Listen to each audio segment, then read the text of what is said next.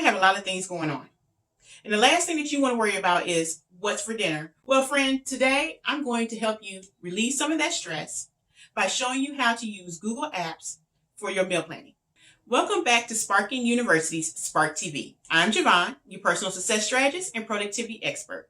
Each week, I provide tools and tips to help you successfully enhance your productivity, performance, and accountability so that way you can design a life that is meaningful and purposeful to you. When deciding upon an application to use for my meal planning, I wanted something that was virtually accessible anywhere. I wanted something that my family members can use. And then lastly, something without a learning curve. Google Calendar and Google Tasks does this and more. I want to hear from you. Tell me in the comments below, what are your favorite apps that you like to use to simplify your day? To download the applications for your devices, you can find them either at the Google Play Store or at the Apple App Store. Before starting, you want to make sure that you have a Google account. If you do not have one, it's easy to create. It's free. Once you create your account, if you have multiple accounts, make sure that you are logged into the correct one that you want to use for your meal planning calendar. So you go over here to the top right, click on the tiles, click on calendar. Coming over here to the left, click on calendars. You want to create a new calendar. Now, just a little tip. Google likes to arrange everything alphabetically. So if you want your calendar on top, either give it a number in the beginning, or you can choose a letter that's in the beginning of the alphabet. So I'm going to call mine dinner time. In the description, I'm going to say family meals. All right, create calendar. I'm going to click on the configure. Now, if you scroll, this is where you can add people to your calendar. This is good, or this is actually nice, because if I don't want to share all my personal things, like my family doesn't care about what days I do YouTube content or when I'm creating graphics and stuff like that. They just care about what's to eat, right? So I can just share this particular calendar with them. Now, I do have the option to make it public, but I don't want everybody to know what we're eating. So I'm just going to go down here to where it says add people. And then you just add the contact information for the individuals that you wish to share your calendar with. Now you can change this over here where it says where they can make changes to your events and all that good stuff. We're just going to leave it as the default, which is see all event details. I'm going to hit send.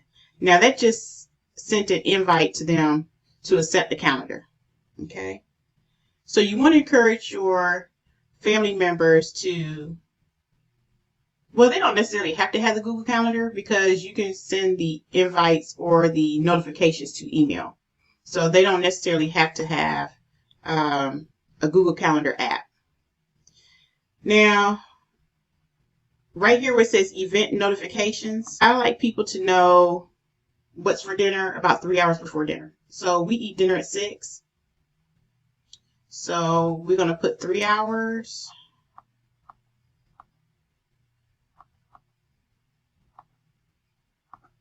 That's a good time. It's like right after school, whatever, for them to have that notification. Other notifications, new events. Yes, I want them to know that in case I add new meals. That's going to their email. If I change an event, like let's say I change the dinner, we're not going to do Sloppy Joe's, we'll do something else. Let's say I'm going to eat out today instead of cooking something else, right? So I can just click cancel events. Event responses, we're not having anybody RSVP. In daily agenda, I don't necessarily have to do that because it's just meal planning. So I'm just going to leave that alone. Okay. We don't need to integrate with other calendars. So if you want to delete this calendar in the future, this is where you would delete that calendar. Okay. So now that we have that set, we're going to hit the settings, go back. I would like to change this to purple so that whenever I have dinner dates on my calendar, I can just look for the purple dots and I know that's my meals, right? So now that I have that, I'm going to create an event. So let's say we're going to have Cajun salmon, rice and beans, and kale, right? Okay, that works. So I'm going to set this for Sunday. So this will be Sunday's dinner. So I'm going to change the time. Now, if you don't want to put that is fine. Okay, you can put all day if it's just simpler for you. But we pretty much eat at the same time every day. So 6 o'clock. And also because remember I put the notifications for it to go off 3 hours prior. So that way they will get the notification around 3 o'clock. I don't want this to repeat. Now, just another tip. If, let's say you have Taco Tuesdays or Pizza Fridays, you can put this on here, like Pizza Friday, like pizza, and then you can click over here and say repeat weekly on whatever day that you want it to occur. Okay, it's just another tip, just so you can see there's more options. I don't need to. They don't really need to invite other people. There's no guest list. Okay, and already, let's see. Just for safe keepings, I'm going to put the notification by email. Now, notification, if you just leave it as notification, it comes on your cell phones and devices like that. But in order for that to happen, they must have Google Calendar already on their devices. So, you know, you can choose whatever is best for you. It's going to use mine as the email notification. And remember, we're going to do 3 hours.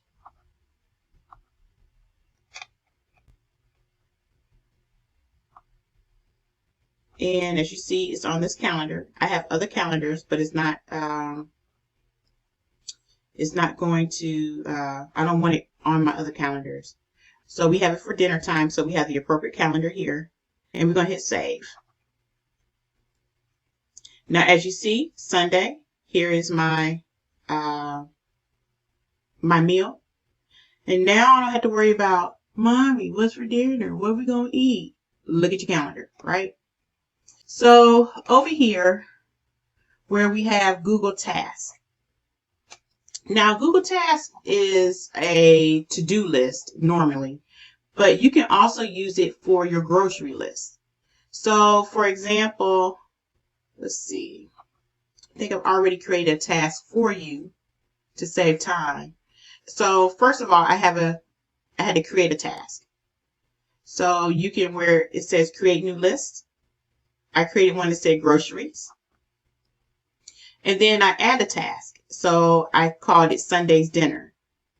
And this way, when I go grocery shopping, I like to go grocery shopping like on Sunday for the week. I can just kind of, if I need to pick up something special for dinner, I can just add it to this list. So what I did was I set the notification for Sunday. Okay. So that way, I normally go shopping around 9. So my list will send me a reminder around 8 o'clock in the morning. Let's see. Let's make it for Sunday. Okay. And right here, I also, if you open this button, I put the recipe here. Okay. This is a good spot. And also because Google Task is a app that you can utilize on your phone, when I go to the grocery store, I can actually pull up and see if I need anything else that I might have missed on my list. Or when I get ready to cook, the good thing is I can also pull it up on my tablet and look as well while I'm cooking. Or if you are fortunate enough to have like a Echo or a Home or something like that, you can see the display on there. So as you see, it creates a checklist. So that way, when I get ready to go grocery shopping, it's there. So one more time, I created a list. Okay, my grocery list. I set my reminder date. That's the day I want to go shopping. And I set these as subtasks. So Sunday dinner is my task. My subtask is my list. Okay, and these are the things. Now, you don't have to be as specific as like Sunday dinner. You can just say grocery list and just put all your groceries on there, and you don't have to add the subtask. Okay.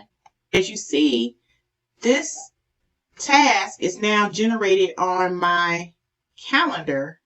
So if I come over here and I click task and reminders, I will see it. So see right here where it says 8 a.m. That's my list. And then when I click on it, it will take me right to the task, and I can open it up and look at it, and I can mark it as complete when I'm finished. Okay. Now, remember I was going to show you how to kind of clean up the clutter. So let's say you have multiple calendars and you just want to look at that one particular calendar at the time. Just kind of uncheck it.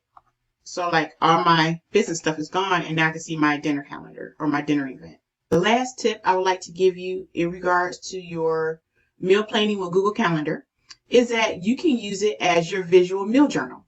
So all you have to do is just keep going back and look through your dates, and you can see what you ate every day. And if that is something that you would like to do as far as accountability and keeping track of what you're eating in order to be healthy, this is a good way to do that. If you like this week's tools and tips and you would like more information on how to design a life that is meaningful and purposeful to you, then subscribe to this channel and don't forget to hit that notification bell. You can also visit SPARKNUniversity.com for additional resources. And while you're there, feel free to leave me a message about any additional tools or topics that you would like for me to cover. So choose today to start living your life boldly, passionately, and purposefully. Thanks for watching, and I'll see you next week.